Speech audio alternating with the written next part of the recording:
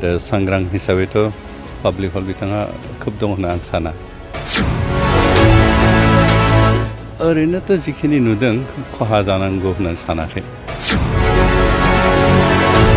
दा मात्र बिथाङा जेन पार्सनेल फ्रिडमा दं जे गावहा जेखौ मोजां मोनो बेयाव जइन खालामनानै कन्टेस्ट खालामनांगौ कन्टेस्ट खालामनो गोसो दंबा खालामनो हागोन बे बिथांनि बाथ्रा बेखौसो रावबो होबथाना जोंबो होबथानो थाङा जोंनि इन्डिया जिहेतु डेम'क्रेटिक कान्ट्रि आरो सेकुलार कान्ट्रि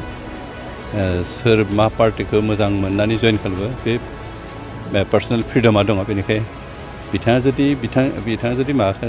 मोजां मोननानै जइन खालामब्ला जोंहा बुंनांगौ जेबो गैया आरो मोनसे समाव जेनेबा जोंहा मानगिदिर चिफआ बिथांखौ लानानै खामानि बाहायदों खोनानो मोनो जे बिथांनो बिपिबा टिकेट होगोन दा टिकेट होनाय जायोब्ला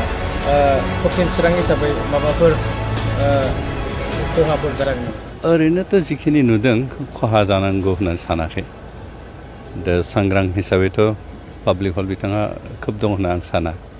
नोंथांमोना लकेल हिसाबै नोंथांमोना बारासो मिथिगोन खिन्थु आं खिन्थु सानाखै आरो बिथाङा खोब बारा हल दं होननानै दा मात्र बिथाङा जेन पार्सनेल फ्रिडमा दं जे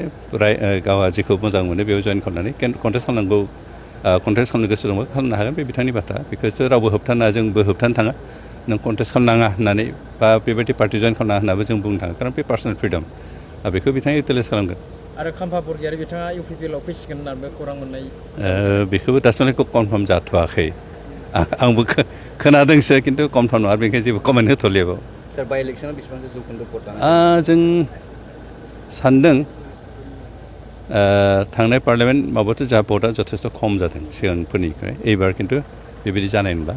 एबार अन्तत' जोंनि एगेन्स्ट पार्टिनि केन्डिडेट जायानो दा जाथों बिथांनि एगेन्स्टै जोंनि केन्डिडेटआ मिनिमाम 50,000 भटनि बारा भटआव देरहागोन आं बेखौ जों दासिमहालागै कनफार्म जाना दं